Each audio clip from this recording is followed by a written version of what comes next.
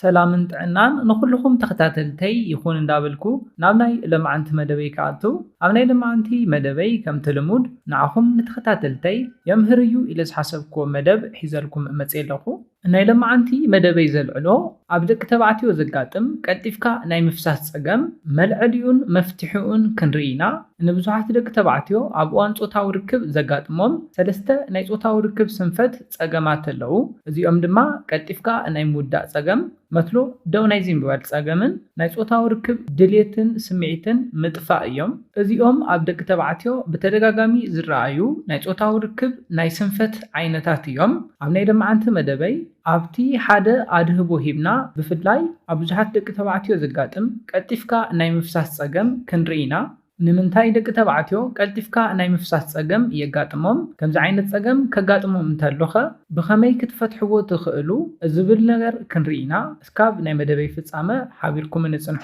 ነዚ ቻነል ሓድሽ ዝኾንኩም ሰብስክራይብ ብምግባርን ነታ ናይ ደውል ምልክት ሓንቲ ሻዕ ብምንካእን ዝተፈላለዩ ናይ ፆታዊ ርክብ፣ ናይ ጥዕና ከምኡውን ናይ ሓዳርን ናይ ፍቕርን ሂወት ኢንፎርሜሽን ትረኽብሉ ቻነል ስድራ ንኽትኮኑ ብኽብሪ ንሓትት። መደብና ናብ ብዙሓት ሰባት በፂሑ ብዙሓት ኣሕዋትና ትምህርቲ ንክወስድሉ ላይክ ጌርኩም ጀምርዎ።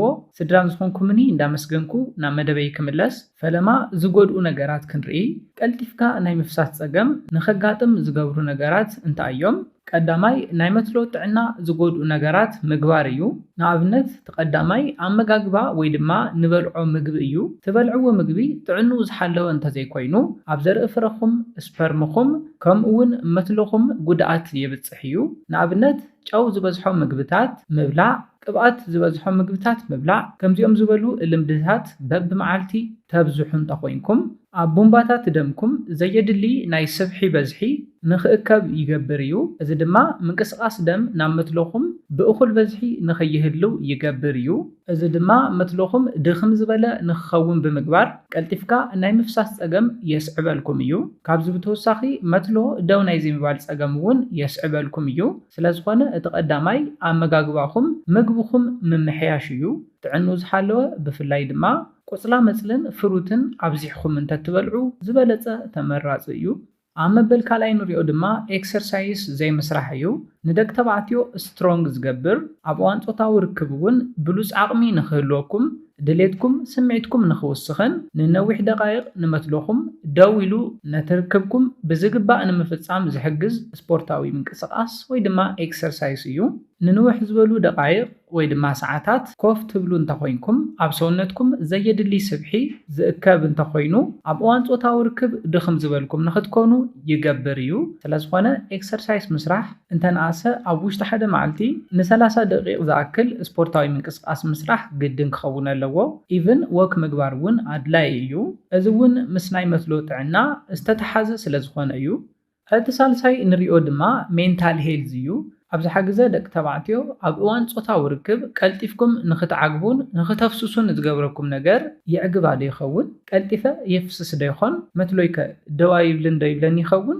እዝብሉ ኣብ ኣእምሮኹም ናብ ፆታዊ ርክብ ክትኣትዉ እንተለኹም ተሓስብዎም ነገራት እዮም። እዚኦም እውን ኣብ እዋን ፆታዊ ርክብ ድኽም ዝበልኩም ንኽትኮኑ ይገብርኹም እዮም። ነዚ እውን ክትፈልጡ ኣለኩም። ናብ ፆታዊ ርክብ ክትኣትዉ እንተለኹም ዓርሰ እምነት ወይ ድማ ኮንፊደንስ ክህልወኩም ኣለዎ። ገና ናብ ፆታዊ ርክብ ምስ ኣተኹም ካብ ሕዚ ወዳእኹ መትሎይ ወዲቑኒ ብምባል እንዳተሻቐልኩም ናብ ፆታዊ ርክብ ተኣትዉ እንተኮይንኩም በኣእምሮኹም ካሊእ ሓሳብ ጭንቀት ትፈጥሩ እንተኮይንኩም ኣብ እዋን ፆታዊ ርክብ የድክመኩም እዩ። ስለዝኾነ እዚ እውን ካብቶም ካልኦት ናይ ፆታዊ ርክብ ድኽመት ዝፈጥሩ ምኽንያታት ሓደ እዩ። እቲ ካሊእ ድማ ካብ ዓቐን ላዕሊ ኣልኮል ትሰትዩ እንተኮይንኩም ከምዚ ዓይነት ፀገም ክትቃልዑ ይገብረኩም እዩ። ብፍላይ ሕይል ዝበለ ናይ ኣልኮል መስተ መዓልታዊ ትሰትዩ እንተኮይንኩም እዚ እውን ምስ ኣእምሮን ናይ መትሎ ጥዕናን ዝተተሓዘ ስለዝኾነ መትሎኹም ካብ ኣእምሮኹም ወፃኢ ብምግባር የድክመኩም እዩ። ከም ዝፍለጥ ፆታዊ ርክብ ናይ ኣእምሮ ስራሕ እዩ። ንመትሎኹም ዝእዝዞ ኣእምሮኹም እዩ። ኣብ ኣእምሮኹም ዝፍጠር ጥዕንኡ ዝሓለወ ኣተሓሳስባ እዩ። መትሎኹም ደው ንኽብል ስፐርምኹም ቀልጢፉ ንክወፅን ንኸይወፅን ዝገብር ኣብ ኣእምሮኹም ዝስራሕ ነገር እዩ ኣብ ኣእምሮኹም ዝተፈላለዩ ሴላት ክፍልታት ኣለዉ ነዚ ስራሕ ብዝግባእ ዝሰርሑ ስለዝኾነ ናይ ኣልኮል መስተ ብፍላይ ድማ ሕይል ዝበለ ናይ ኣልኮል መስተታት መዓልታዊ ትሰትዩ እንተኮይንኩም መትሎኹምን ኣእምሮኹምን ተረዳዲኦም ስራሕ ንኸይሰርሑ ይገብር እዩ መትሎኹም ካብ ኣእምሮኹም ወፃኢ እንተኮይኑ ድማ መትሎኹም ቀልጢፉ ከፍስስን ደው ዘይምባል ፀገም እውን ከስዕበልኩም ይኽእል እዩ ካብዚ ብተወሳኺ ድማ ናይ ጾታዊ ርክብ ስምዒትን ድሌትን ምቕናስ እውን ምስኡ ተታሒዙ ይመጽእ እዩ ስለዝኾነ መስተ ኣብዚሕኩም መዓልታዊ ምስታይ ቀልጢፍኩም ንኽተፍስሱ ካብ ዝገብርኩም ነገራት እቲ ሓደ እዩ እቶም ካልኦት ድማ ግብረ ሕቡእ ምፍጻምን ናይ ጾታዊ ርክብ ፊልምታት ምርኣይን እዮም እዞም ነገራት እውን ንብዙሓት መናእሰይ ናብ ናይ ጾታዊ ርክብ ስንፈት የቃልዑ ዘለው ነገራት እዮም ብፍላይ ሕዚ ድማ ከም ዓብይ ፀገም ኮይኖም ዘለው ነገራት እዮም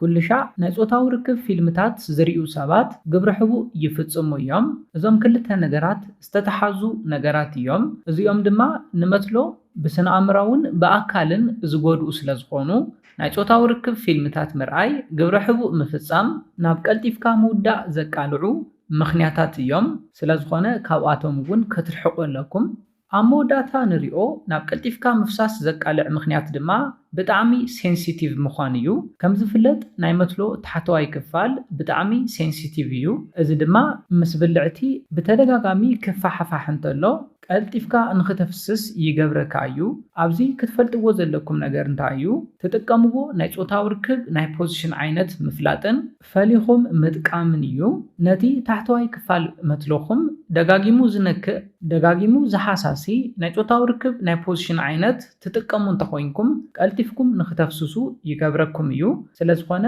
ንታሕተዋይ ክፋል መትሎኹም ዘይነክእ ዘይሓሳሲ ኣብ ዝተፈላለዩ መደባተይ ብናይ ጾታዊ ርክብ ናይ ፖዚሽን ዓይነታት ዝሰራሕኽዎ መደባት ኣሎ መልስ ኢልኩም ክትሪእዎ ትኽእል ኢኹም ነዚኣቶም ሪኢኹም እውን ክትጥቀሙሎም ኣለኩም ምክንያቱ እንታይ እዩ ሴንሲቲቭ ክፋል መትሎና ክንክኣ እንተሎ ቀልጢፍና ክነፍስስ ስለንኽእል እዞም ናይ ጾታዊ ርክብ ፖዚሽናት ተትጥቀሙሎም ይምረጽ ነዚ ምስራና ቀልጢፍና ንኸይነፍስስ ዝገብሩና መፍትሒታት ክንርኢ እንተለና እቲ ቀዳማይ ስፖርታዊ ምንቅስቃሳት ምስራሕ እዩ ጨዋዳታትኩም ከተጥንክርዎም ኣለኩም ኤክሰርሳይዝ ብዝግባእ ክትሰርሑ ኣለኩም እንተነኣሰ ኣብ ሓደ መዓልቲ እስካብ 30 ደቂቕ ስፖርታዊ ምንቅስቃሳት ክትሰርሑ ኣለኩም ኢቨን ወክ ምግባር እውን ብጣዕሚ ኣገዳሲ ነገር እዩ ኣብ መበል ካልኣይ ንሪኦ መፍትሒ ድማ ሓሳብ ጭንቀት ምቕናስ እዩ ስትረስ ሆርሞን ኣብ ሰውነትኩም ብበዝሒ ኣብ ዝፍልፈለሉ ግዜ ናብ ቀልጢፍካ ምፍሳስ የቃልዕ እዩ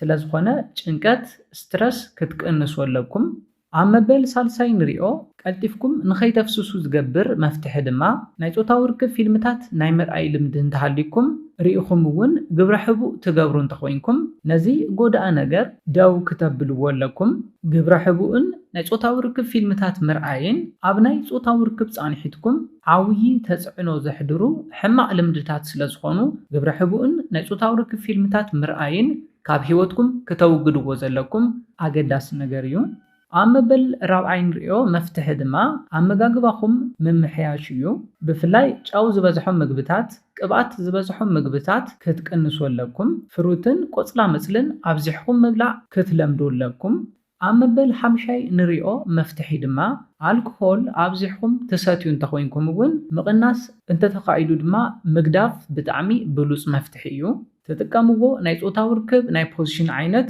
ምምራፅን ፈሊኹም ምፍላጥ እውን እቲ ኣገዳሲ ጉዳይ እዩ እዚኦም ኩሎም ነቲ ኣጋጢምኩም ዘሎ ቀልጢፍካ ናይ ምፍሳስ ፀገም ንምምሕያሽ ዝሕግዙኹም ብሉፃት ሜላታት እዮም ቀልጢፍካ ናይ ምፍሳስ ፀገም እውን ንኸይትቃልዑ ዝከላኸሉልኩም ብሉፃት ሜላታት እዮም ነዚለ ናይ ልምዓንቲ መደበይ በዚ ክዛዝም ካብ ናይ ልምዓንቲ መደበይ ዝኾነ ሓድሽ ነገር ከም ዝሓስኩም ተስፋ ይገብር ነዚ ቻነል ሓድሽ ዝኾንኩም ሰብስክራይብ ብምግባርን ነታ ናይ ደውል ምልክት ሓንቲ ሻዕ ብምንካእን ከተተባብዑናን ስድራ ክትኮኑናን ብኽብሪ ንሓትት መደብና ናብ ብዙሓት ኣሕዋትና በፂሑ ብዙሓት ሰባት ትምህርቲ ንኽወስድሉ ላይክ ሼር ምግባርኩም ይትረስዑ ሓሳብ ሪኢቶኹም ብኮሜንት ተብፅሑና ብኻሊእ መደብ ብኻሊእ ሓሳብ እስካብ ንራኸብ ሰላምን ጥዕናን ንኹላትና ይቐኒየለይ